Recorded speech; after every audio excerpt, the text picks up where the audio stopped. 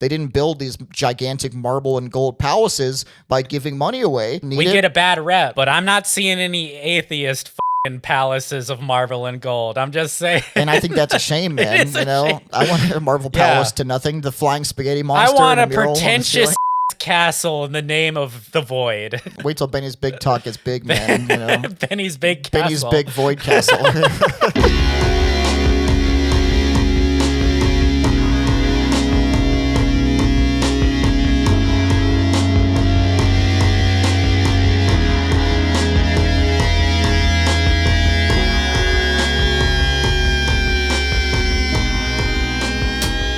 Hello, everybody. This is Benny's Big Talk, and I'm here with my friend, Avery. That's me. Y'all remember Avery from the Hot Takes with the Boys episode? Yeah, we were dressed a little differently. A little differently. But now we decided just to let it loose, you know? Yeah. Just let our true personalities show. Our true personalities and also our true class statures. Yeah, yes. I am clearly of a lower caste than you. That's okay, peasants. I don't hold it against you, you know? I mean, you'll never rise to my level, but I don't hold it against you. It's not your fault that you're just lesser than me, but that is the way it's always going to be, though. Don't mistake that. Well, and you're letting the common man, the poor trash, like, have a voice on your show. That's conditionally. If you touch something you shouldn't, so I'm going to have you beaten 100 lashes. That's cool. That's how we're going to finish the episode, actually. I'm really excited. Send me home in a body bag. Last time it was me. I died last time. I think it's only fair that you should die this time. Yeah. So, okay, do you want to get into something a little more intense, a little more highbrow? What do you think? Yeah. Well, one thing that when you were bringing up topics we could discuss was the dating scene. Okay. And that's something that is like been on the forefront of my mind recently because I'm still actively engaged in it. I'm one of the only ones in our friend group who isn't in like a long-standing established relationship. Yeah. As a peasant, you know, what is the dating scene like? You know, when you go out in the forum, you're looking for a lady that doesn't have any shit on her, you know, a lady that's just like, I mean, her toga is just like lifted up a little bit. I mean, like, what are you looking for? The streets are rough, man. Already, your standards are too high. Like, no shit. What are you talking about? A little shit doesn't hurt, man. I mean, you kind of like it after a while, once you get used to it. Yeah? The dating scene, I don't know, because I know how it used to be. Back in the day, you would meet people at work, which really doesn't... That's insane. It is insane, and I don't see how it worked back then. It definitely doesn't work now. Yeah. Bars is like a common... That seems more stereotypical to me than like actually happened, but maybe... I mean, I have met people at bars, and like it's not as common, I feel, as maybe people made it out to be. Well, I mean, I think that it would have had to have been, because in the absence of any social media or the internet at all, you actually do have to meet people out in public on the street, which means you actually have to be open to talking to people that you didn't like go out with already, which is a crazy thought to these days, because these days, like, you've got your group, you go out with them, and if someone else approaches you, you're like, 911, you know, you don't like immediately think like, oh, hey, you know, a stranger I can associate with. And I think that varies from group to group. I do think that our friend group has become a bit closed off over the years. Well, and we're autistic, Avery. I mean, yes. And I feel like that is normal as you get older. We are now in our 30s. And it's also just the culture of the internet. You know, people are definitely a lot less extroverted these days, you know, because they've been grown up with this anxiety because they spend all their lives not being face to face with people as much as they used to be. Yeah. Well, and that's some people. I think there are still plenty of people who are... it's like, you know, like I remember I mentioned something with the Amy episode. I was like, you know, I mean, if you can't take the preponderance of evidence, as opposed to like the, you know, like an outlier. Well, it's like, yeah, I mean, of course, there are examples of people who still go out and meet people, things, but the preponderance has been recently, there's been a widespread move towards introversion, social anxiety, you know, because of the forces of the internet that leads you out of the extroverted life that people used to live, you know, out of necessity, you know. I mean, we move away from human connection when we put a barrier of screens between us, you know. Yeah, and well, dating apps, specifically like the modern dating app, because back in the day you had stuff like Match and what was it? eHarmony. Like eHarmony, yeah. And those still exist, but that was like the early... When you say dating app, you think Tinder, Hinge, and Bumble. Yeah. And of course, like the reason for those apps changed quickly, or from the eHarmony area, where that was the idea is you'll find a lifetime match, and what it became with Tinder and Bumble and stuff was a hookup culture very quickly. Right. Right. Because I think this, just because those exist, that has kind of diminished any other form of meeting people. When that is your only option, it sucks. The unfortunate thing about it is that it's made it more of a selective process based on utility, because people can look at all these options and be like, okay, well, this guy meets 2 out of my 8 requirements, this guy meets 6 out of my 8 requirements, let me just play a cost risk analysis on this and then go with the guy that makes the most money and is 8 feet tall. So then you get this dramatic bias in the selection, that weeds out many people that would be, especially for that person, maybe a potential mate based on other factors that they would have seen if they'd actually met and talked to a person, as opposed to just going by these arbitrary criteria that's basically society told them they needed to choose, right? Yeah, and there's not really like a line that you cross where it's like you can hit it off with a person great. You can even meet up with them, like go on a couple dates. But if they're still on the app and like still actively using it, that for both sides, men or women, I'm not trying to like say it's like only, this is how it sucks to date as a man. But yeah, it's just all it takes is one like match of someone who they'd be like, I kind of like this better. Yeah. And suddenly that can just kill it. Which, dead. is it's great if you view sexuality and the dating scene as kind of this opportunistic way of satisfying a need or a craving that you have. And it kind of encourages using it for that behavior as opposed to using it as I'm trying to find a match for life. And of course, we're not going to debate like the utility of, monogamy versus, having sex with many people. I mean, that's a personal choice, whatever. Yeah, and I mean... What do you think about that? Well, so my last, like, actual relationship would have been, like, the end of 2019. So going into 2020, that was falling apart. And and then we had a big pandemic. But... So I wasn't getting out as much. But once that started up again, I was really just looking for something simple, casual. I wasn't dating seriously. I was fine with that, like just simple, short-term stuff. It definitely got harder, though, when I was kind of like, I could do something more long-term. And then suddenly, I don't know, it just... Well, what made you decide that you'd prefer a long-term relationship after doing short-term hookups and things for a while? I can't even say that I've decided that because I'm still not even sure exactly what I want. But I was open to the idea again as a possibility. And the few times that it actually like seemed like that's where it was going to, it very much felt like ghosting.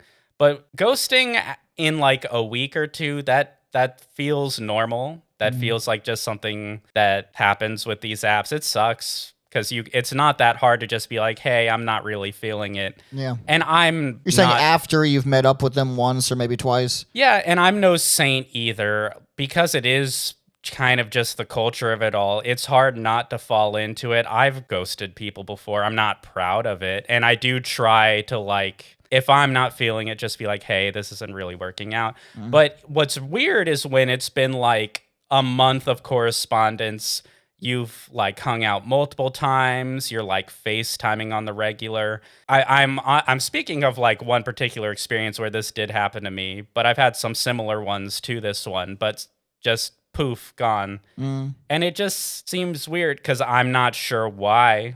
It wasn't like there was like a disagreement. It was like we were just talking like normal, and then the next day they just vanished. I don't feel like that's normal behavior, but it's pretty commonplace. Well, I would imagine, yeah, it's because they made a value judgment and they found one other person that maybe satisfied maybe one more of their criteria.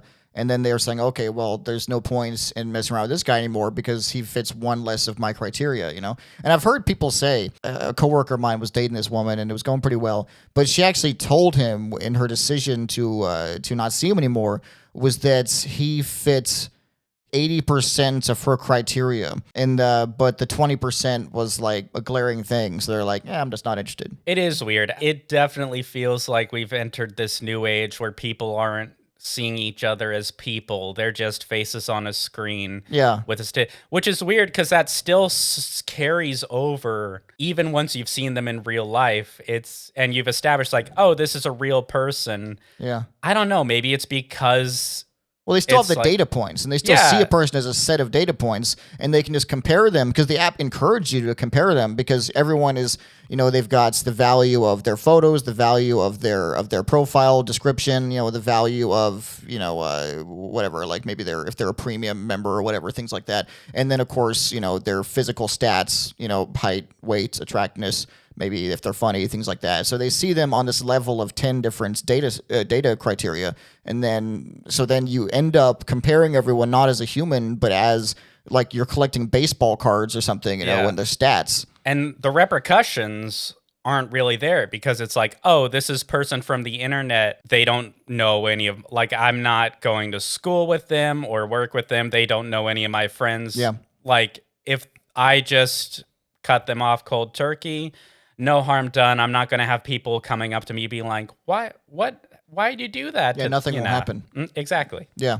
So, and it's hard to see if that's progress or not because it is progress for people who choose to use it in that way as kind of like a shopping, experience. Maybe they return things within 30 days, like on Amazon or something, but it hurts people who are looking for long-term connections because they're kind of they're against this massive tide of people who are not really searching for the same thing. Or maybe you could say you're just in the wrong place. Or even just like short term, because I personally don't go into it just saying, let's try a long term. Like, you got to build to that. So you meet someone, you see if you like them, and you hang out for a bit. But sometimes it's even hard to get past that point. Maybe I think it's interesting because, when you talk to Christians, they think it's the opposite thing. So what they do is the first time they meet anyone, they say, okay, are we getting married? Are we having kids? Yeah, what are your political views? That's crazy. It sounds psychopathic to me too because, and I get the utility in it because you're like, okay, so you're trying to be real about the reason why we're here. I mean,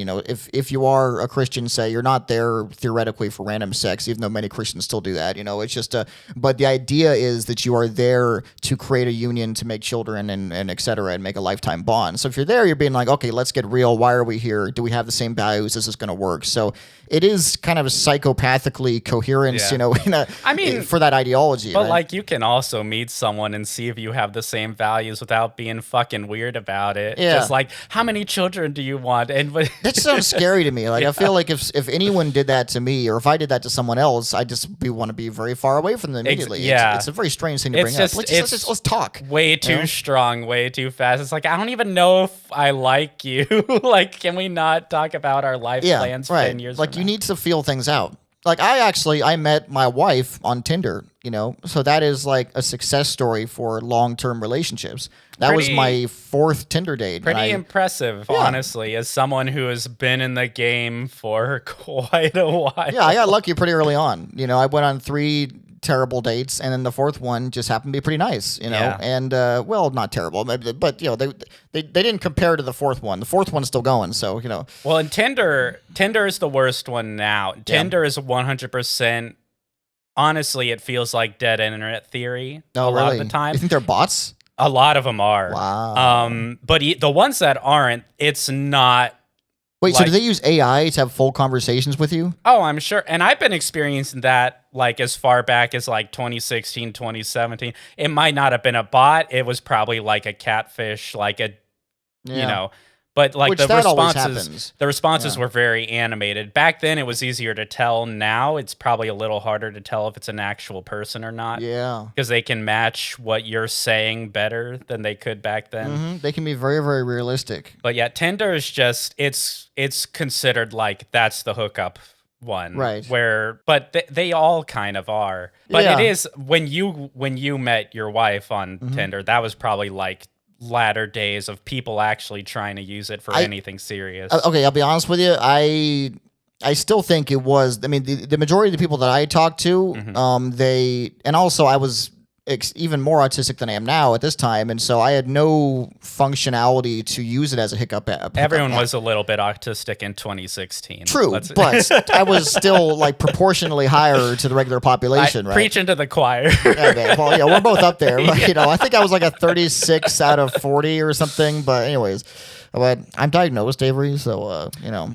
I'm not. My dad tried once. I was 17. Yeah. We're gonna go into it a little side here. I was always a little bit of a weird fucking kid. And I was also like behind everyone else, not like mentally or like academically, but like when people were in middle school, for example, were like ready to try being, it's like, oh, I'm a teenager now. I was still like a full blown kid, just doing kid stuff. So I don't know. My dad just thought that maybe I had Asperger's. So I thought I was going there to get checked for dyscalculia, because I have always had issues with math. And he was like, okay, well, we'll have like someone actually check it out. Suddenly, like, 17-year-old me, almost like a young adult. And I'm just like, why are they having me try to act out a story with like these little like clay people? What does this have to do with math? I was very understandably upset when I found out what I was actually there. They're trying to get you to put like a circular cube into like a square hole or something, you know? Yeah, and just ask me like a bunch of questions of how I relate to other people. And once I figured out that that's what they were like trying to gauge me on, I just switched up the script and I would just start lying. They just like, do you have any trouble relating to other people? Like, no, I'm good. Because I was just pissed that I had been been rused. Now wait a second, but that just invalidates the data, man. Exactly. So who knows? Who knows? I'm fine with not we all knowing. know. Don't worry, we all know. But yeah, I think so. It definitely influences you. Like back to my early days in Tinder. Like I saw what girls were looking for, but I was just not. I didn't know how to do those kind of conversations, you know. So like I would imagine you just send like a bunch of eggplant emojis and little water things, and then say like, "Hey, this is my address" or whatever. But I would always like try and get to know them.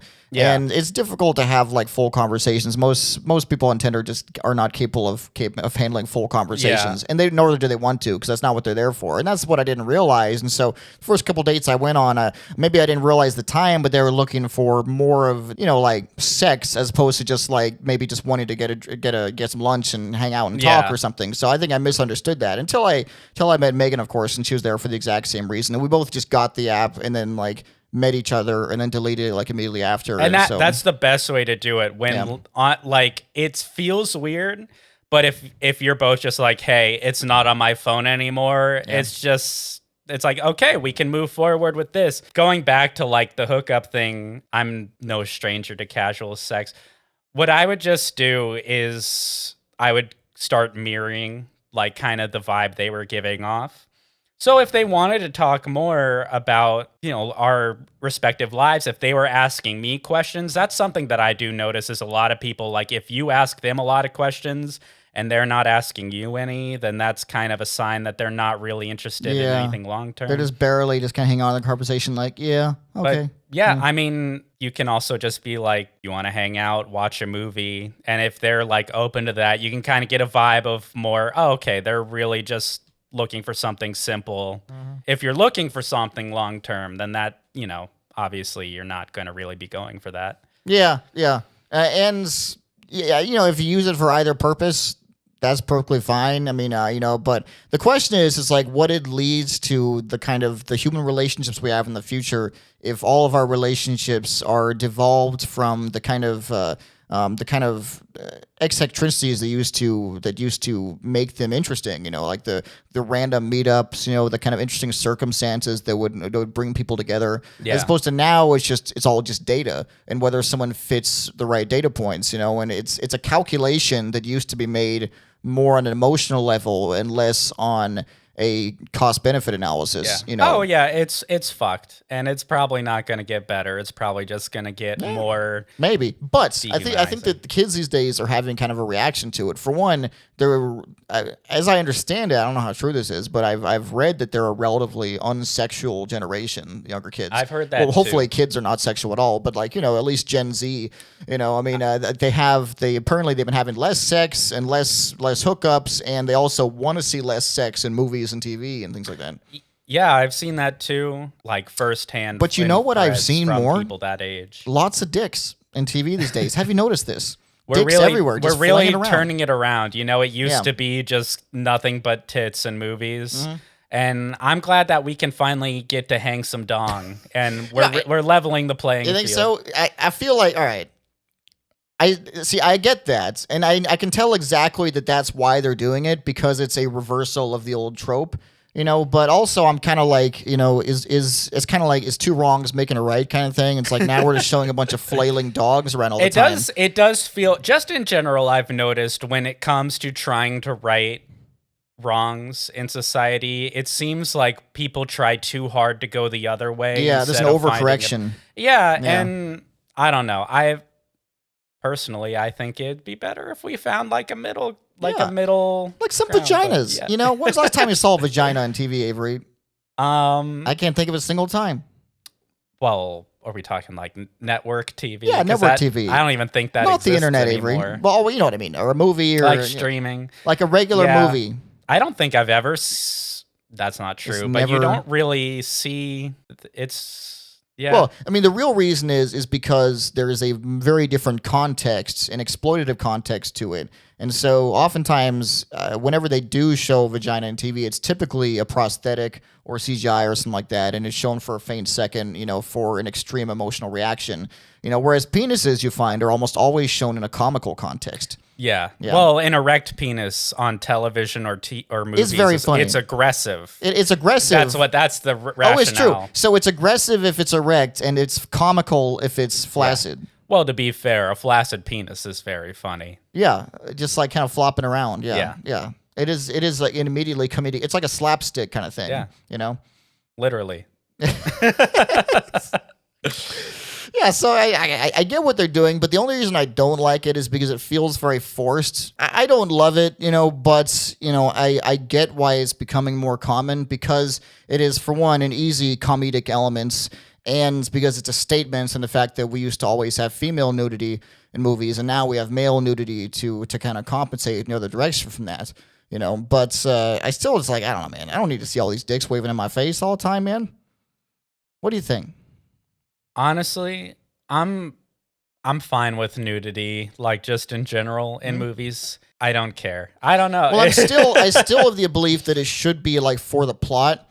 And for sure. No, because otherwise it's just your porn. It's like, hey, we're gonna stop the movie for a second for this little porn sequence, please. This mini porno that It says we provided lotion, you know, for you gentlemen in the theater. You know, please, you have 3 minutes, and then we'll resume the film. Make like Pee-wee and get at it.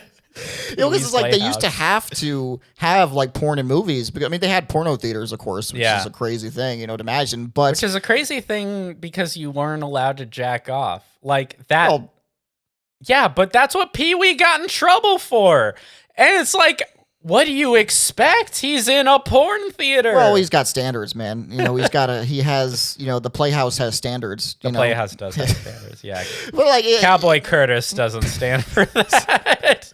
We're referencing shit no one our age. That's okay. I mean, we're wearing references that no one our age will understand either, you know, so we're timeless right here, Avery, and that's okay. You know, the point is, so they needed porn in movies because it wasn't as easy to get porn. So they wanted to get people into the seats so they could get a little horny in the movie and be like, oh, it's gonna get everybody watching the movie because they got tits here, everybody's gonna watch it. They got a booty here. Arnold Schwarzenegger's booty here is gonna want to make everybody watch the movie. It sure did for me. You know? Yeah. And so, but now it's so readily accessible. It's everywhere. There's so much porn. It's just we could stop making porn right now, and there would be porn enough for the rest of time. But we're going to continue making it, and so there's no need to have pornography in films anymore. It'd just be superfluous, you know. So now it just feels like, why are we doing this right now?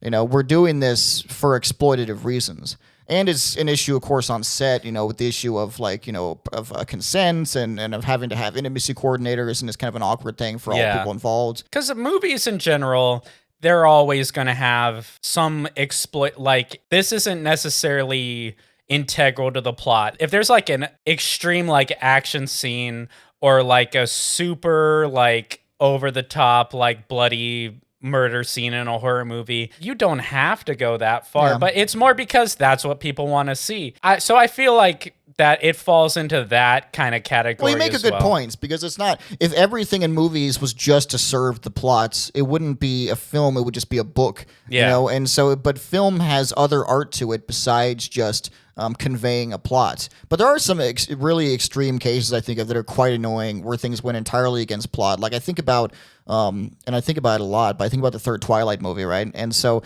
there was this scene right towards the end, spoiler alerts, you know, where there's this incredible battle. And in this battle between like the werewolves and the vampires, all of the main characters are just massacred, Right. brutally massacred. And you're like, holy shit, this is amazing. What the fuck is going on? Like, where has this been this whole trilogy? And all of a sudden, and you're just like, what an amazing ending. And then they just stop and they just go back and it's at the start of the fight again. They're just like, Right. that's what would have happened. Yeah. And you're just like, I'm sorry, fuck you. I haven't seen that movie, but I know about that Yeah. scene, and I've seen like people in the theater's reactions to that thing where they're just like, "What?" It's shameless. Yeah. It's like you wanted to do a battle scene, but you were Well, afraid to commit. Because I think that their rationale for that was, again, I haven't seen the movie or read the book, but that they didn't have like a big climactic thing to serve for that part of the movie, that they felt like they needed some Because in the action-y bit. book, nothing really happens. Right. And so, yeah. So they yeah. felt like,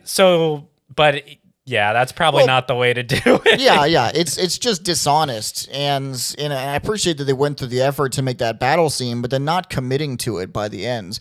You know, I mean, it is difficult to properly end any story. You know, and you know, you can look in, like, if you look into the foundations of story writing, it's like, if your third act is failing, it's usually because you didn't set it up properly in the first two acts. Yeah. You know, but a lot of, especially TV shows these That's days. why Georgie isn't going to finish his books. Oh, it's never going to happen. I mean, that's the common theory, is that he's just made so many plot threads, he has no clue how it's supposed to actually come together and be convincing. Because the show didn't do it for anybody. But the show ending, as far as I understand it, is the ending that Martin dictated to them. The broad strokes, Yeah. yes. I mean, some things would have to be different because... Well, it was dramatically condensed because it was put into a short season. It was supposed to be several seasons. And the show had divulged from the established books, even when it was following those plot lines. Certain characters were alive that were dead in the show. But the broad strokes, like Bran becoming king, you know, like Jon abdicating and, you know, and killing Daenerys and all that was all according to Martin's plan. I don't think that's ever been officially confirmed, but that seems, because he was still involved in the show. I know, like the Hodor thing, that was all straight from him. But that was also like, people were still on board, but retrospectively, people will say that season wasn't good either. But I feel like was that like the end of season 7? That would have been probably like, I think either season 6 or season 7. Yeah. But I was relatively on board by that point. And I will say, I think that a lot of hate goes towards the showrunners, but I think that people forget that a lot of what made the show great and the writing great, especially even in the first 4 seasons, which were flawless, was not George R. R. Martin's writing. It was his story, but it was their script writing that made it great. Things like the Chaos is a Ladder scene. Those scripts were all done by Benioff and Weiss. They did an amazing job adapting. I think it's just when it came time to like try and finish it themselves, it fell apart. And then obviously they wanted to go and work on a Star Wars movie.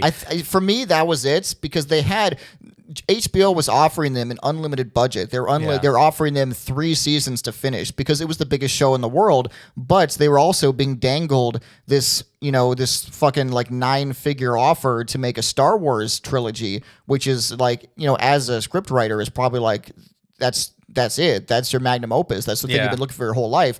And so I feel like they were just like, all right, let's just finish off this Game of Thrones thing, because they've been doing this for 10 years or something. Yeah. And they're like, let's just finish this off real quick and then move on to Star Wars. But meanwhile, in doing that, they just were unable to tie together all these plot threads effectively, and they had and they started having people like teleport, you know, thousands of miles across the world. Fucking fast travel became a thing in the land of Westeros. Like, how long did it take how long did it take for Ned and for Robert Baratheon to get back to King's Landing from at least a month? Yeah. Even in that, they sped it up, but that's like the first 2 or 3 episodes is them even on the road. Mm-hmm.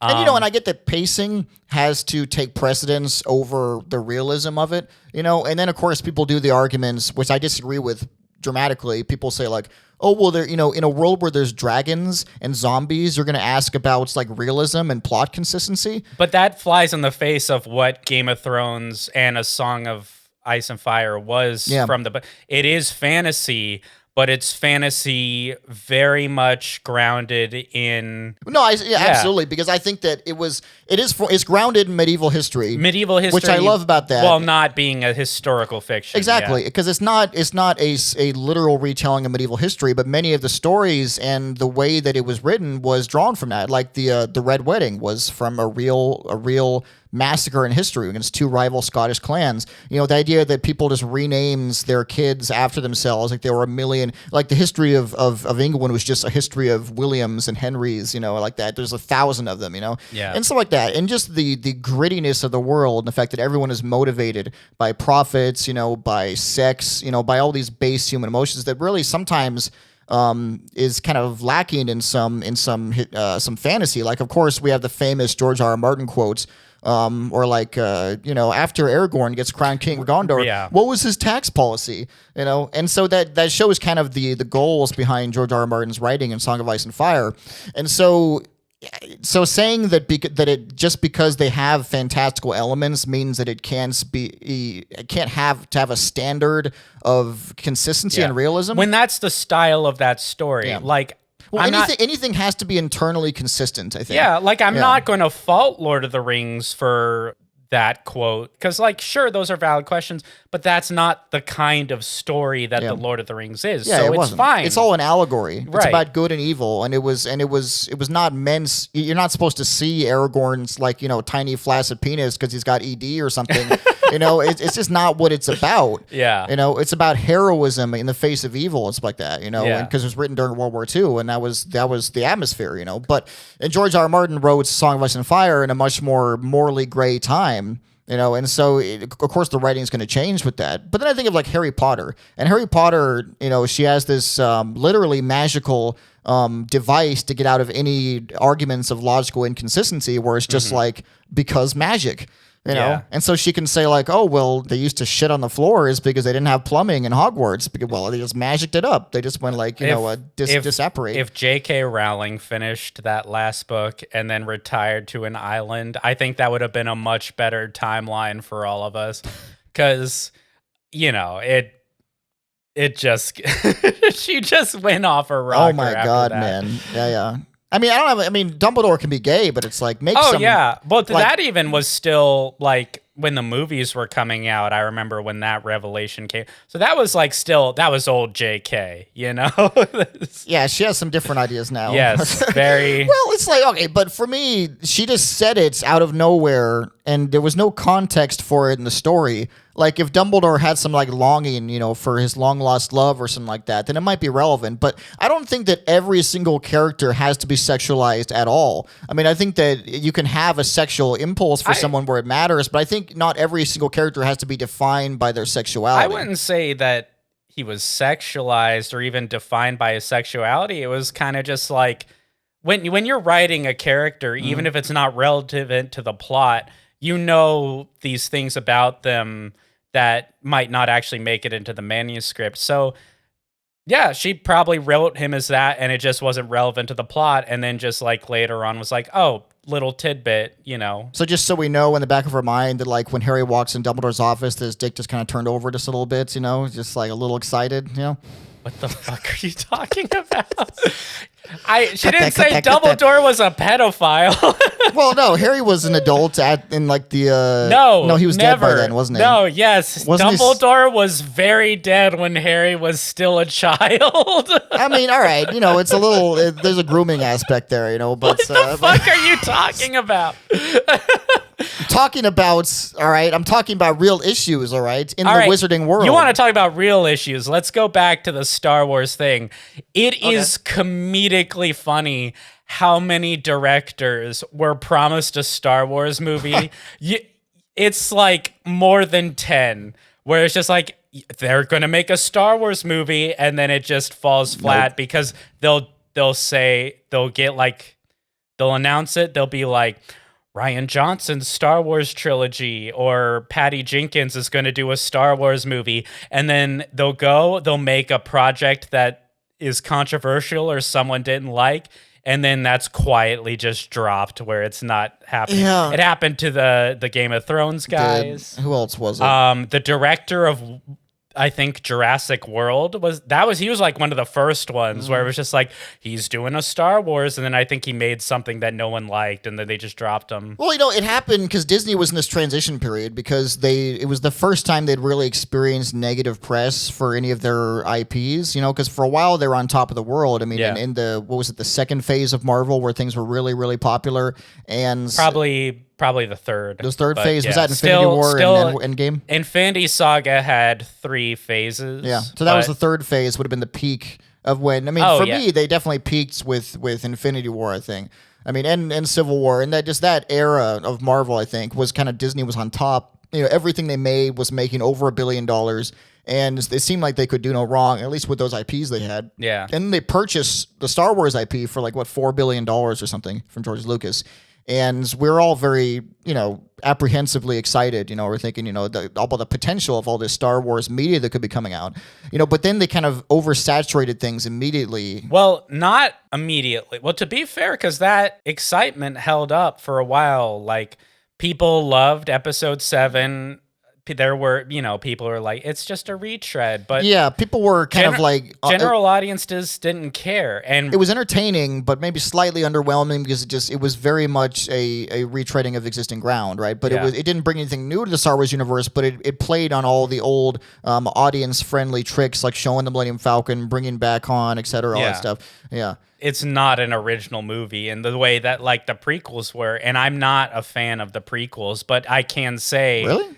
I'm not. Why not? I'm still of the old mindset that they're not very well made movies. I fervently disagree. They were very original. They did something very different from the original movies. I think they were bold, man. I think that there were sure. failures in some cases. Like I think that there were things that were not executed very well. The love story was not executed very well, even though I do think there was some good intentions behind it. I think the political story was genius and well grounded in the same way George Lucas, combined things like the Western, the opera, samurai films, Nazi propaganda, all these things to make Star Wars so great as it was.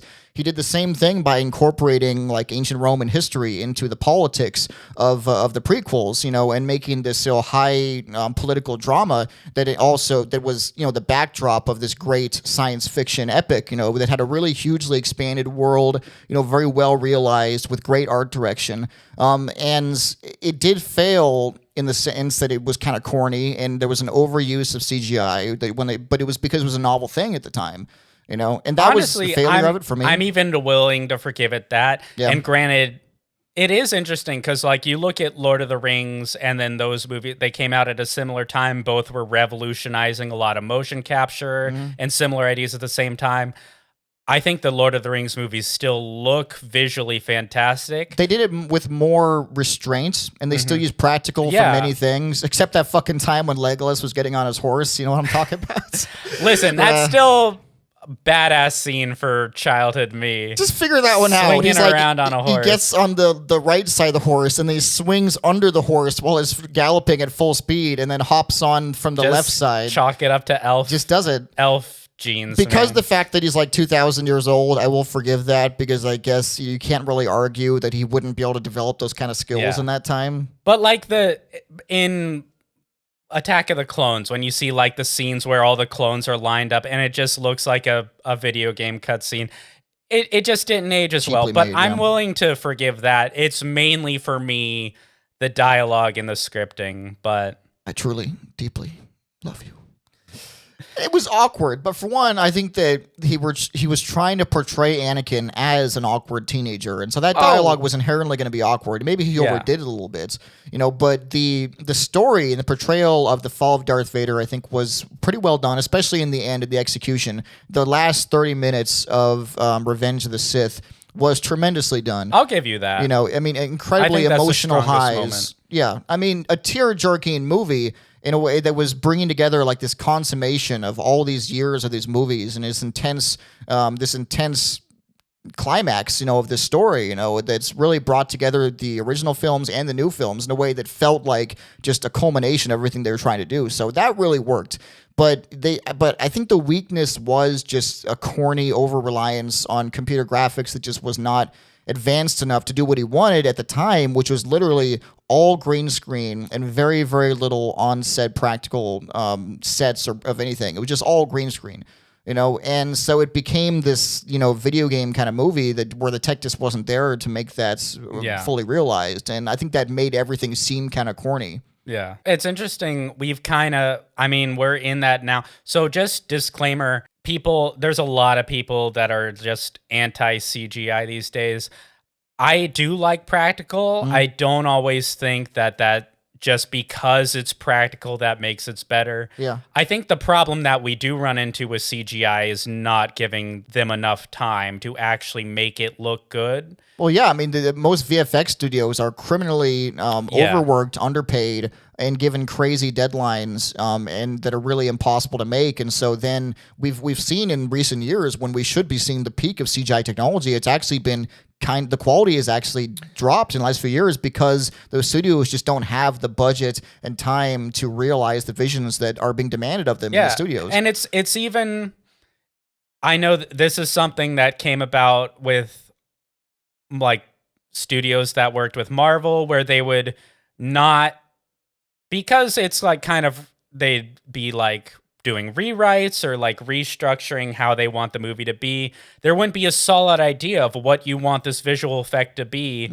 until it's well too late to make it too good. So I think that's the real thing is you need to have an idea. You need to have like a solid vision of what you want it to look like. It's not bad because it's CGI and it's been done in a green screen. It's the production cycle that makes it bad. Things like movies that were not well storyboarded before. Like movies where computer graphics were used more sparingly and in great effects. Things like Mad Max Fury Road, which people think, okay, the practical effects were incredible, but they did use CGI extensively. Right. But it was every single shot was storyboarded before. They knew exactly what they were going for, and it was used just to support the practical effects and things that were just not feasible to do with real cars and stuff. So that, I think, it's all about restraints because we have the technology to make entire movies, obviously, with computer graphics.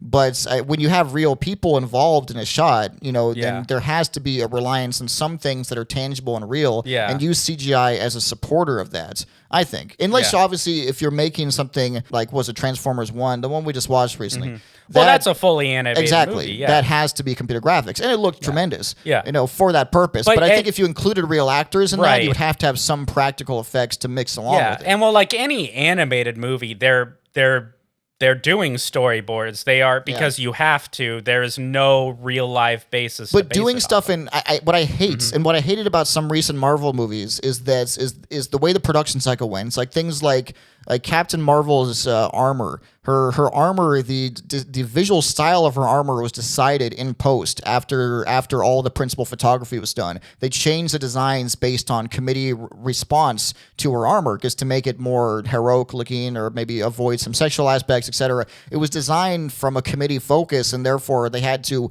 in post apply computer graphics to make it look a certain way, and that way it loses so much of the integrity of that shots. And they do that with other things, like I'm sure you've seen the shot with Nick Fury's gun. It was just like a blue piece of plastic, and they added the gun in post.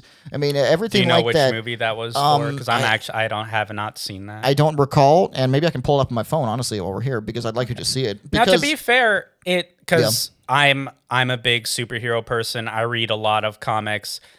For someone who grew up with shared universes, the MCU was like a godsend of, hey, we're finally getting to... You see, it's stuff like this. But that's a good movie. That's one of my favorite. Is that Winter Soldier? Is it Winter Soldier? Which is a fantastic movie. I don't remember this shot specifically, but the point is like, why could they not just create that prop in real? And most people may not notice. And this is an example of something that doesn't really matter. It's a small detail. Think about something like Henry Cavill's mustache. Well, that was atrocious. That was, I don't know whose idea that was. It's like, I would rather he just have a mustache. The story for that was He had to 'cause deal with another film. Right. So for Paramount, he was doing, I think it was a James Bond, and where he plays a character with a mustache. And Warner Brothers is like, we will pay you to like either CGI the mustache in, we will figure this out. And they were just like, no, he keeps the mustache. So they had to figure out how to get rid of it. And I hate that solution, man. It ruins like the whole, because now I'm just staring at his fucking face the whole time, and it totally takes you out of the immersion. And I get that it's another issue of money. It always comes down to money. When movies cost, up to $500 million, I mean, there's going to be decisions made that are just not for the integrity of the story or the immersion or your enjoyment of it. It's really, it's to sell tickets, maybe to sell more tickets in China or other countries than it would be to sell in the United States, which simplifies the stories. I feel like we have passed the threshold where that is the biggest, because China was like the big bucks for a while. It's like you want to make a movie that can really play well with the Chinese audience. I feel like I'm not hearing about that as much these days as I was even a couple years ago. Maybe I think it's just been normalized because the studios are still, by and large, huge shareholders with Chinese companies now, and they still need to, in order to enter the Chinese film market, certain concessions have to be made. They do have to pay a certain amount of money, and they also have to then include certain elements that are friendly to the CCP in order to get that movie approved, which is how we get scenes like, Iron Man, saluting the Chinese soldiers on the Great Wall, which just got magically plopped into, was that Iron Man 2, I think, or 3? Probably 3. Let's put it right here. Oh man, the fifth Transformers Michael Bay movie, an absolutely atrocious movie altogether, was really, like, that was the most notable, like, why are we using, like, they're just going on like Chinese websites in America that no one would know about? It got egregious. I mean, the Iron Man thing was one as well. I remember in The Martian, there was a scene that kind of out of nowhere, we were so like, Matt Damon was stuck in space, as he often was, in this time around 10 years ago. He was stuck in space in many films. And then they just randomly cut to like the Chinese space program, which exists, but is not really on par with NASA, even at this point. And there was this great scene where they're like, wow, the American is stuck in space. Should we use our great Chinese communist power to come to their aid, or should we not? Should we not assist the American imperialist, oppressor in space? And they're like, you know what? We should, because it's the right thing to do according to Confucius. And then they launch, a rocket up, with this great fanfare, and then they save Matt Damon's life. And it's just kind of like, it feels a little, and I'm not saying that they couldn't do that, but it's just, it feels a little forced, is what I'm saying, but they had to do that because they wanted to make money in China. And that's why it was so hard to get a sequel to Mad Max Fury Road made, because it was banned in China, the original movie, so no one saw it in China, so they didn't get to see it, so there was no money to be had in the sequel. What do you think of the different marketing that you see for some films in China, especially like Star Wars Episode 7? Yeah, well, I think the thing where they like downplayed Finn on a poster, didn't that turn out to not actually be legitimate? But as far as I read, it was, but if no, it's not, it is. Going back to what you said about like putting the Chinese government in such a popular light in these movies. So I'm a big Transformers fan. You know this obviously, but the viewers may not. You want to show them a tattoo? Oh yeah, I've got Autobots here, Maximals here.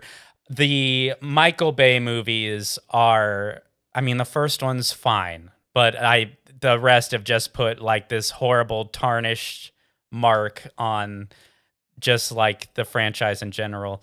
But that's what the majority of people know them from. Yeah, and that it's a shame in that regard, because for me that's not what it is. And also they helped establish the dominance of the Chinese it was that because they were so big there. The first movie is the one that made Hollywood stand up and start courting China. Marvel has clearly dominated the film industry for the past, almost 20 years at this point, and so there's been some hiccups. Well, and you hear this a lot. People say it should have ended with Endgame.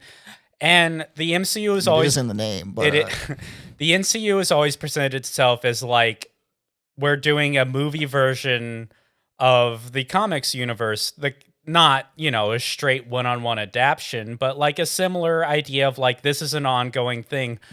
The Marvel Comics universe, 616, has been going since 1961 is what I believe is when the Fantastic Four first issue came out. And it has been the same universe up to now, where it's on a sliding time scale, which is something the movies will probably not do, where basically for the way it works in the comics is everything has happened in the last 15 years or so. You know, originally it was modern day. It was like the 60s moving into the 70s. Now it's like all that stuff still happened, but it happened like 15 years ago moving forward. You get some interesting quirks with that, where if everything's happened in the last 15 years, originally Captain America came out of the ice and it was the 60s. So it's like, it's been a while, but you know, my friends, they're older, but they're still alive, where now it's, you know, he's like, he comes out of the ice, they're all dead or like very old. You have things like where Magneto, it used to be a lot more, it made sense that he was a survivor of the Holocaust. Now you have to add in that he's just like really fucking old to still for that to work for his backstory. So they do have to modify the stories a bit to account a little for bit. And sometimes there are change. retcons. I believe with the Punisher, they did retcon it from where he's now gone from a Vietnam War veteran to a, you know, like change more the war, so modern now he's from an Iraq war veteran. Some things you really can't change. Like Magneto being a Holocaust survivor is like integral. So he has to be old. He has to be like 100 years old. Or more. I mean, you know, he was a child, so that would put him in his 90s somewhere nowadays. Why don't they just make him like a Guatemalan from like a detention camp or something? There's just too much in or Palestinian. There's too much in the history there, because you know they're not trying to like overwrite previously existing stories. Yeah. But because it's like just this ongoing thing, it's more soap opera where like the story it continues. You have endings to certain sagas, but you just keep going from there. I feel like it's a style of storytelling that maybe used to exist more that you don't see as much these days, except maybe with like sitcoms that have been going on for ages, like with The Simpsons. Where you're saying that the macro storytelling where they have an entire universe and maybe 10 or 12 movies that tell a story kind of like a miniseries or something, but on a grand scale? Like where I don't like serial kind of storytelling where there is no definitive ending. It continues on, the universe continues on, the characters move on to... I feel like that almost everything does that these days because of the success of the universe kind of idea. Now it's become standard. You'll have reboots. You'll like start the story over. The MCU might reach a point where they do a hard reset. That might happen after the next two Avengers movies. There's been rumblings about that. Well, they keep trying to do things. Like, obviously, they tried to establish the DCEU. They tried to establish the Dark Universe, etc. That one, the DCEU kind of fell on its feet right out the gate. And the Dark Universe, that was...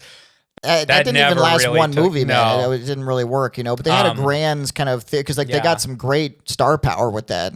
So like 5 big actors to just kind of sell it, but they just didn't really have like a cohesive, larger, grand story to tell, you know, as much as they wanted to. But again, it was just an attempt to replicate the success of Marvel. Oh, and so many, you know, you've got the MonsterVerse with Godzilla and Kong. Well, so what I wonder is, and so let me ask you this: if this continued for the rest of your life, with every year they had multiple releases of Marvel and DC films that continued on this epic grand story in an episodic fashion, and it continued for the next 80 years. I mean, would you be satisfied with that if these continued to dominate the film market in this current way they are? Yeah, I mean, and like dominate, I wouldn't say that Marvel has been like dominating in the last few years. I mean, predominantly, because what other major franchises have really made huge hits? You know. Okay, well, if we're talking about like franchise, like I would say that like big movies like Oppenheimer and Barbie, those were like some of the biggest movies of that year. But that was the only reason why those became a huge hit was because there was a meme phenomenon of the relative disparity. There's between no denying that too. But also, they were 2 really good movies. Yeah, and so that was a phenomenon. But honestly, most films these days, I mean, they're kind of middling unless they come from a huge publisher doing an established world. And part of that is really just but like budgets. Yeah, Like the amount of money we put into movies these days is insane. Yeah. I feel like if it back in the day, like, yeah, you would have big budget movies, but not nearly to like this level, even with like inflation taking into account. Yeah, and there's a lot of corruption built into it too. So They don't mention the advertising budget when like you see Yeah. a budget for a film. Oh, well, yeah. You can usually assume that they actually spent about twice that, for including the budget. Yeah, right? the advertising is half And the they budget. they basically a lot of movies they consider flops because in a sense they want to consider them a flop because they get all these tax breaks if a movie was not profitable, right? And so there's a lot of corruption in I Hollywood. hate that stuff. Like there is a whole like Warner Brothers, they're like the worst offender where they shelved an entire Batgirl movie that was done just for tax write-off. They did it with a Wile E. Coyote movie that is now only finally going to be getting to see the light of day because I think someone like paid for the distribution rights that otherwise it would have just been like, I hate the new Warner Brothers, but he's not new. It's been a couple years, but the David Zaslav after the Warner Discoveries merger, like he doesn't give a shit about animation. So animation for them has just gone down the pipe. Yeah. The whole Max restructuring where they're just deleting stuff off streaming where now it's like, and it shows the issue with like living in a streaming exclusive world without physical media is like, you own nothing. If you take it off the site and it's exclusive to that site, then you just can't see it. It's gone. lost It's media. like a lost film. Yeah. Like we used to lose films because they were on acetate stock and the studios would just go light up in a fire and you'd lose like 1,000 movies. And now we're losing them just because of licensing. Yeah, because it's like, oh, well, it's not cost effective to keep it on. It's like there's movies I like hate it. there's a few. David Lynch died recently, and I'm a huge fan. And I was going to rewatch a few of his movies.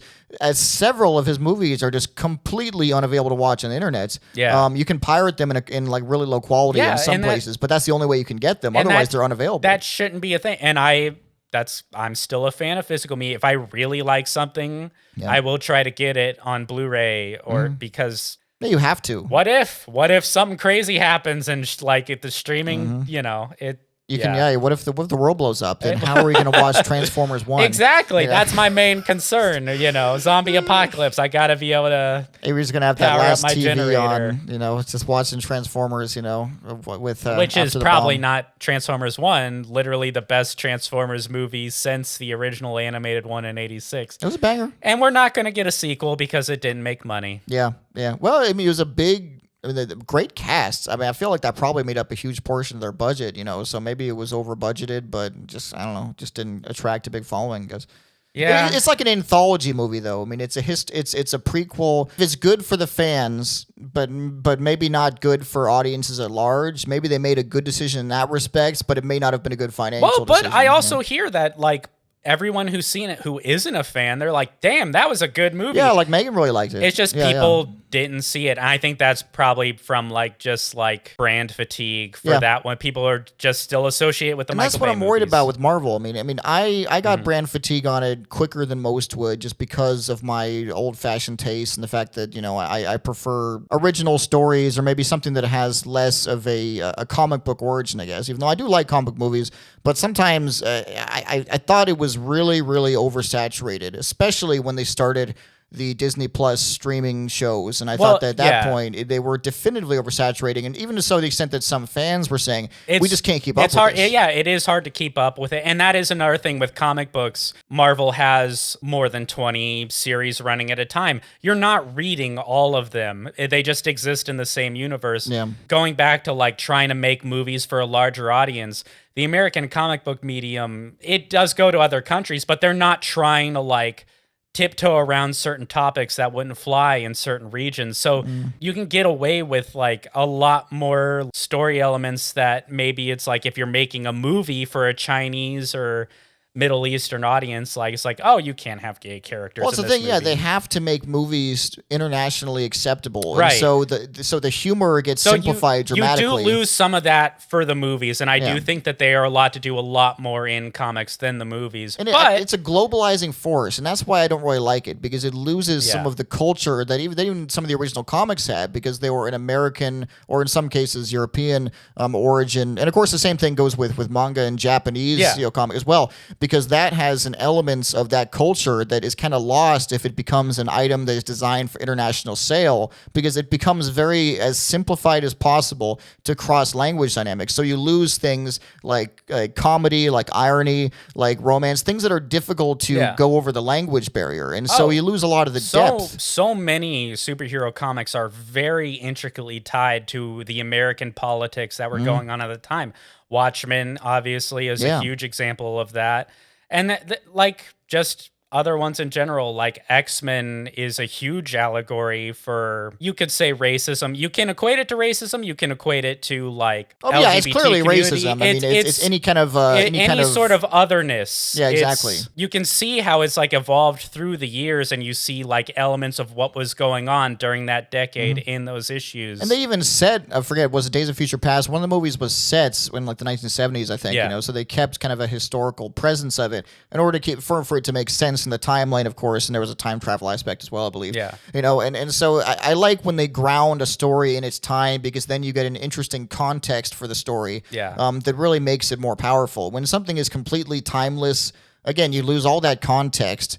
And I really wonder how good or how lasting a movie can be if it's just made for sale, and if it's designed by a committee, when it's designed to sell to the most amount of people as possible, when they're not trying to make art, they're just trying to make a product. And that's been my main complaint with the biggest budget movies and the predominance of the Marvel style film lately, is because I feel like they're making a product to sell. They're not trying to make art in many cases, although they can be good movies. I think it does depend. Some definitely, I would say, stand on a tier above others. Guardians of the Galaxy movies, you can see like there's a specific director's style. What he wanted to do with those movies really comes across. There's a few lighter points. Thor Ragnarok, I think, was a high point. Civil War was a high point. Black Panther is a movie that people talk about in like college classes. Like I remember when I was in college, it had only just come out.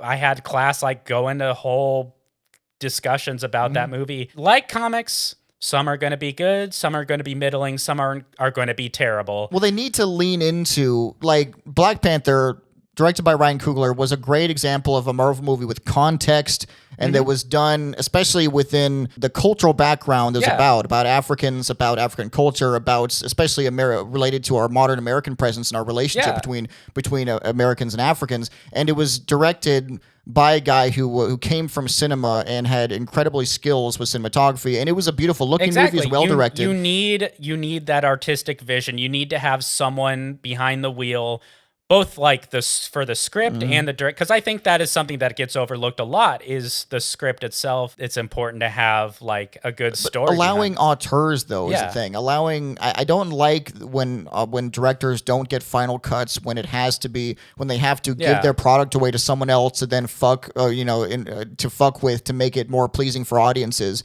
If you're making a piece of art, you have to trust the director and allow them to make a piece of art. And if not, then it's just a product. But you can make, high concepts, high budget movies. They're two different things, but you can make high budget movies that are also high concept if you allow arts to still be part of that process. Like, there were periods of time in the film industry when they've allowed more artistry with higher budget films. Like the 1970s was a great time for art and film, because they gave these huge budgets to smaller directors, people who had visions, and they gave them big IPs, big scripts and big budgets to make great movies, and it turned into some classic films. And we could still do that with Marvel, but they need to take more chances, make more bold and they should artistic decisions. And as much as I do want to see, more artistic visions in Marvel films, I also, just in general, and you probably disagree with this, but I feel like every movie that I see shouldn't have to be a superhero movie. That's totally fine. I think that is bad for the film industry that such a high percentage of them are,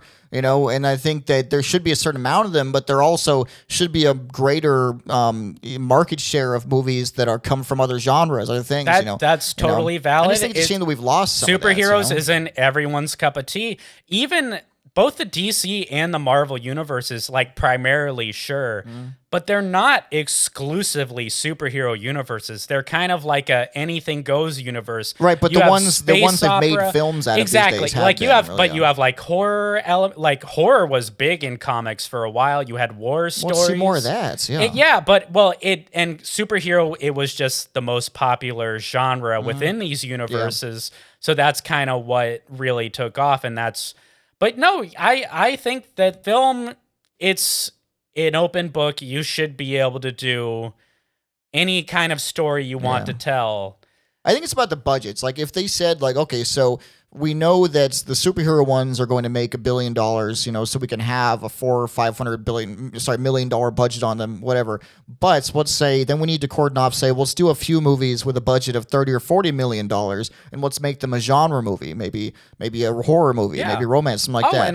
And and put those out and market those enough, because those genres never get enough credit. Like they don't even get recognized by the Academy or anything like that. You know, well, so they never get exposure. the Academy isn't recognizing. Yeah, fuck the superhero Academy, movies. dude. Yeah, I mean, obviously that too. Comedy, I think like pure comedy movies have been kind of struggling because so many other movies, even horror, like obviously you would use Marvel as an example, you know, the quips per minute. God. But nonstop.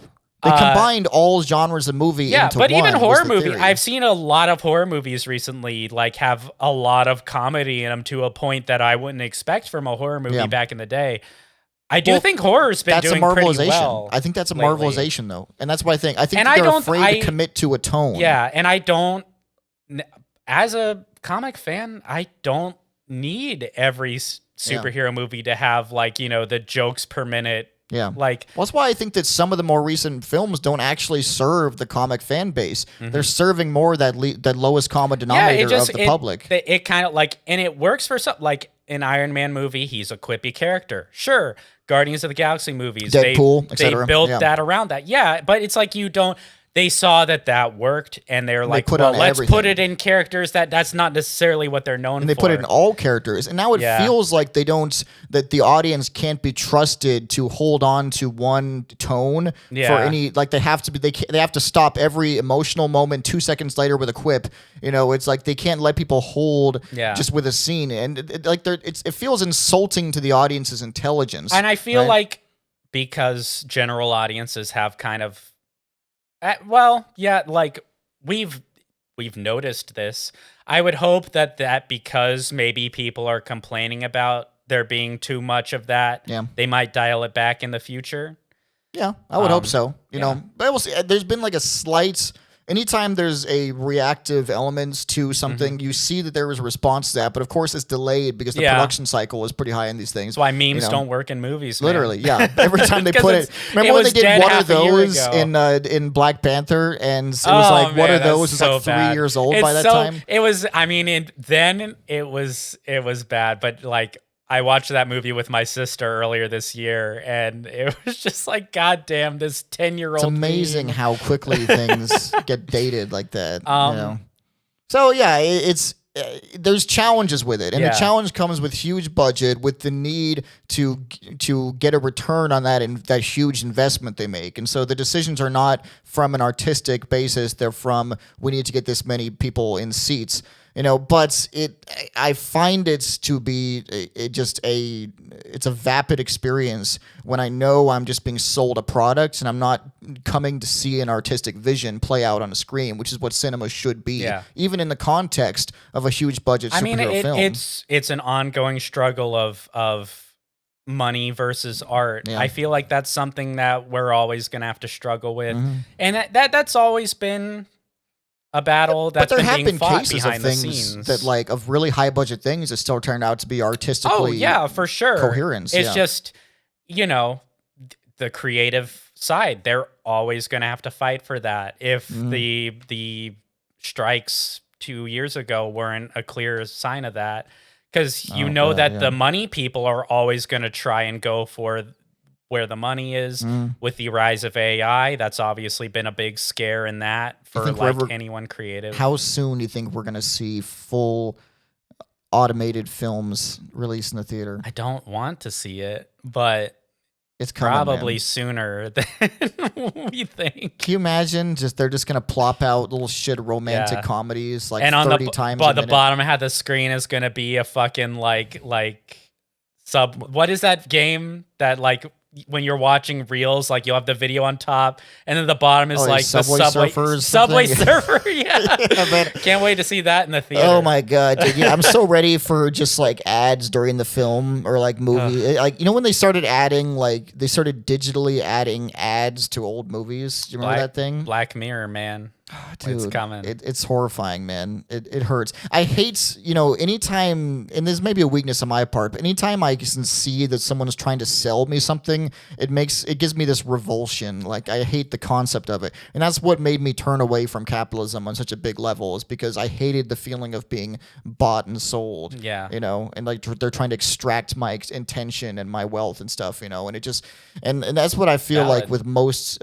Because like advertising itself has evolved throughout the years. It's like they psychoanalyze people like on a meticulous level to see it's like, how do people react to these? And it's so insidious now. Yeah. It's in absolutely everything. You cannot avoid it. So you try and pay to get away from it. That's the only way. It's like you pay to get away from being sold stuff, and then you just lose. Which is a sale in itself. Literally. Yeah. We'll just pay us and we'll stop torturing you.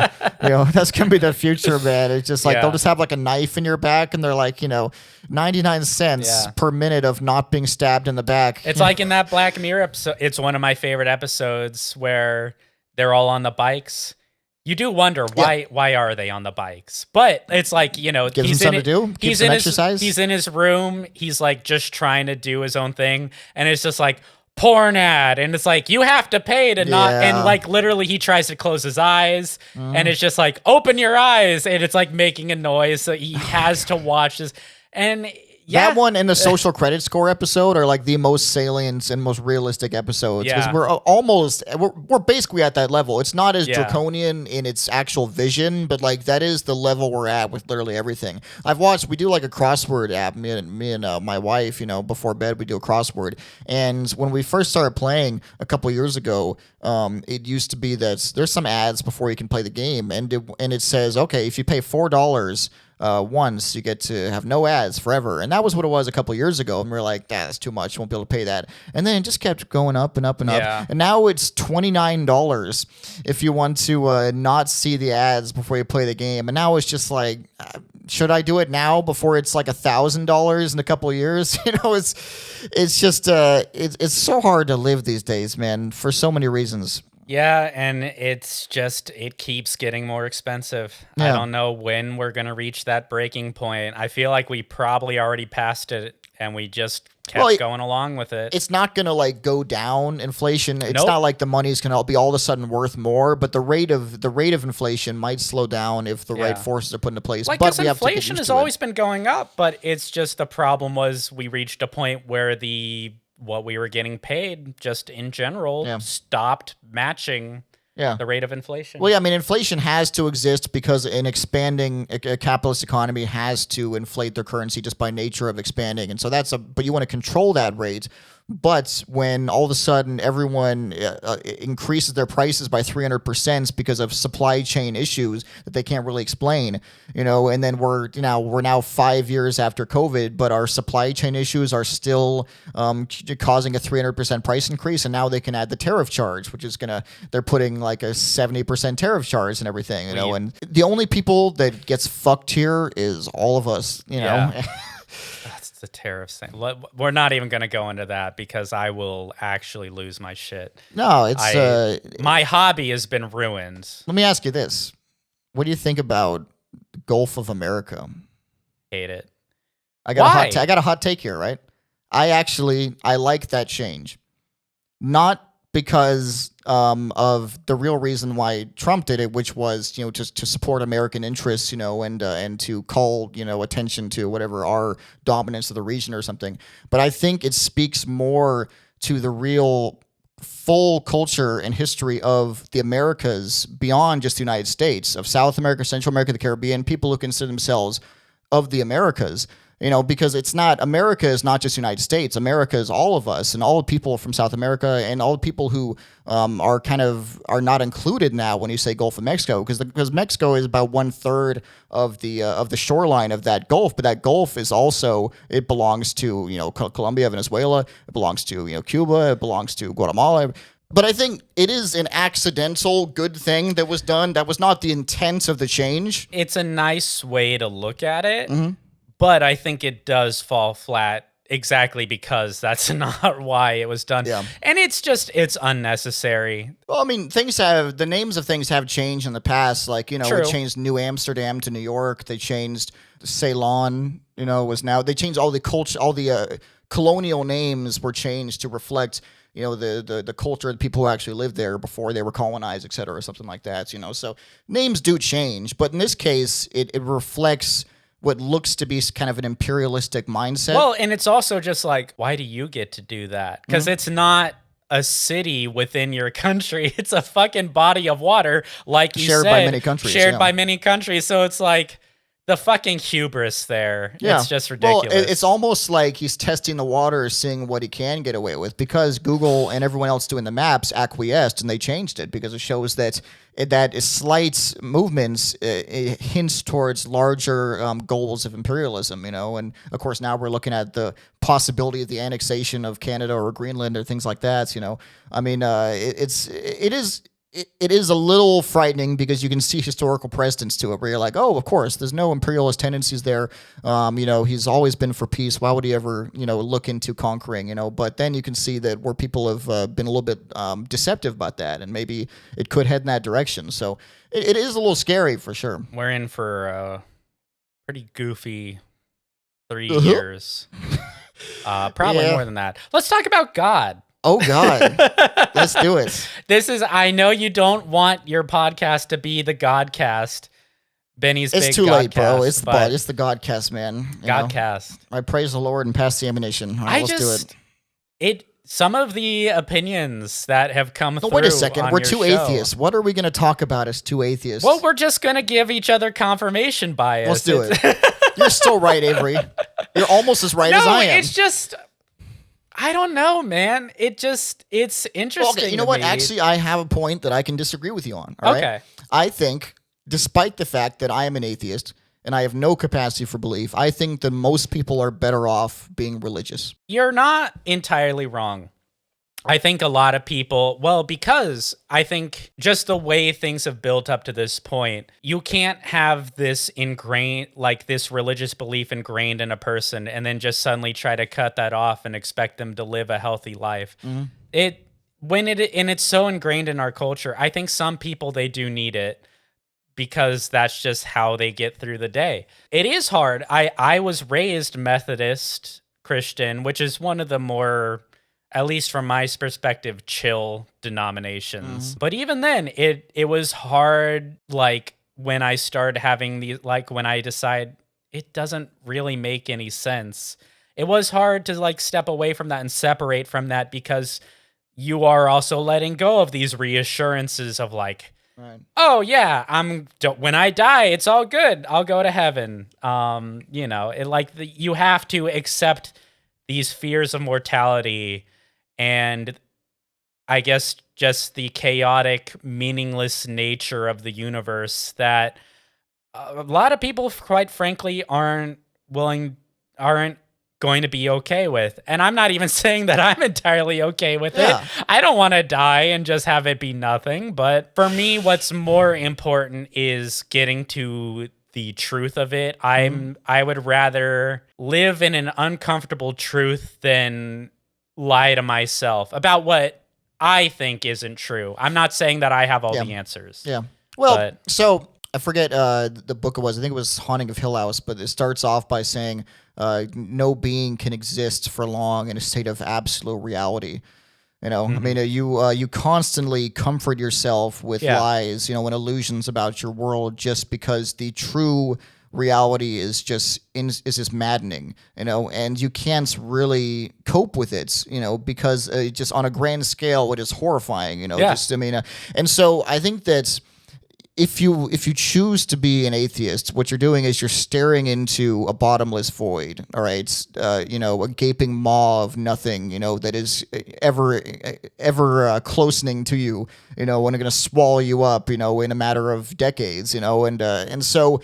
It can be depressing if you look at it in that sense, but you can also find great meaning in it. It makes you feel like what you're living now is the true heaven. This is the great. You have to enjoy your life. It's for what it special is. because it's literally all you get, and make the most of it. And you make the most of it, but I feel like with most people, they're just not capable of dealing with that existential dread in a mature way without just transferring their need for ritual and belief into other corporeal things that may not be quite as productive. Like, say, I think that people have a need to believe in something. They need to have a need for ritual. They have a need for community. Everything that religion provides for them, but they transfer that need into other things. Yeah, like instead of believing in God, they might believe in celebrities. They might believe in a political party. They might believe in sex or something. If you look at religion as something invented by humans, then that just clearly shows that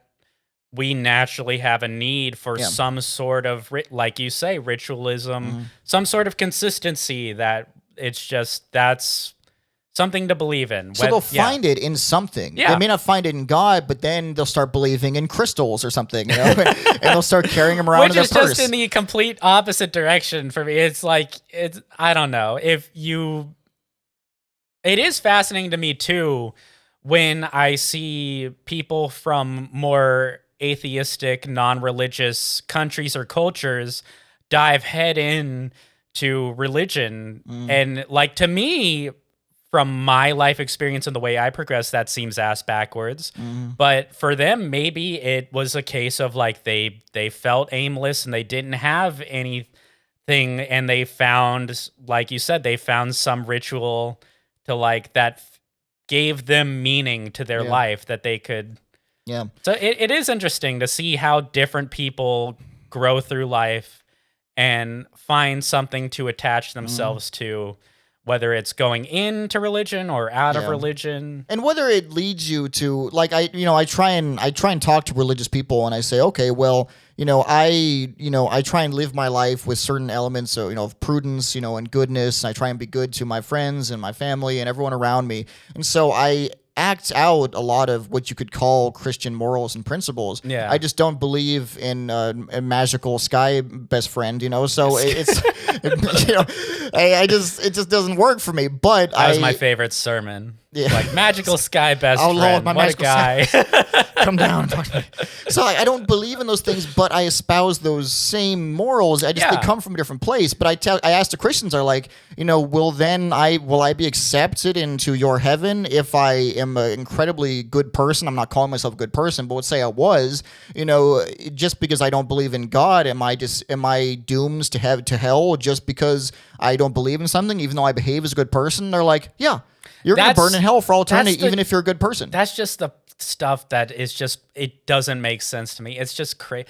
And I don't know. It does on a functional basis because it's designed to preach to new believers and to get people to join the church. And you can't just say you can be a good person and not believe in God, because then it wouldn't influence you to join the church.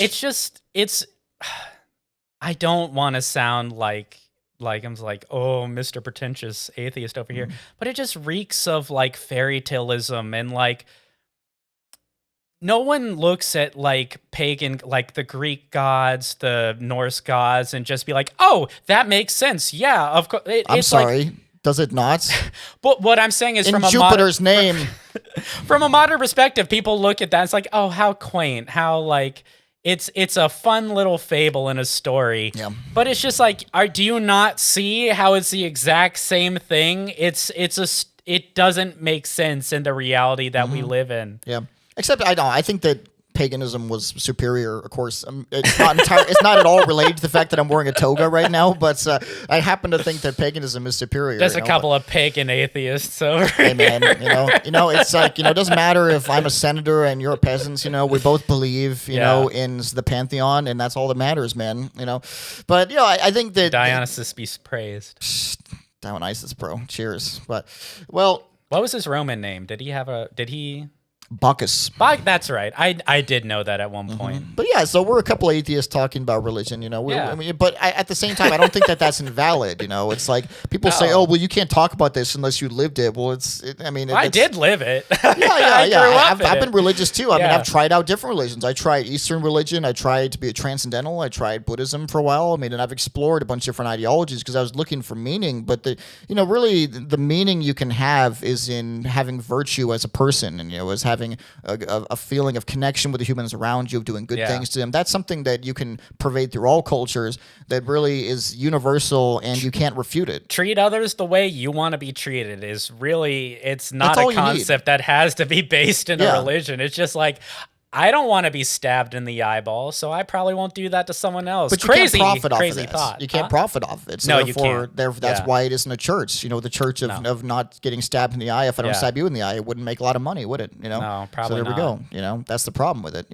And that's the point I try to make with some religious people, is that it is definitely a profit-seeking, enterprise. Even though they may do some good things for people, there's a lot of great charities run by religious people. That's great, but they're definitely making money at it. They didn't build these gigantic marble and gold palaces by giving money away. But that's it's okay. I think that people need We it. get a bad rep, but I'm not seeing any atheist fucking palaces of marble and gold. I'm just saying. And I think that's a shame, man. is a shame. I want a Marvel Yeah. Palace to nothing. The flying spaghetti I monster. want a and mural on the pretentious ceiling. ass castle in the name of the void. Name of the Void. Oh yeah. Wait till Benny's big talk gets big, man. Benny's big castle. Benny's big Void Castle. But yeah, I so I still think people need religion. I think they shouldn't, but they do. Some people.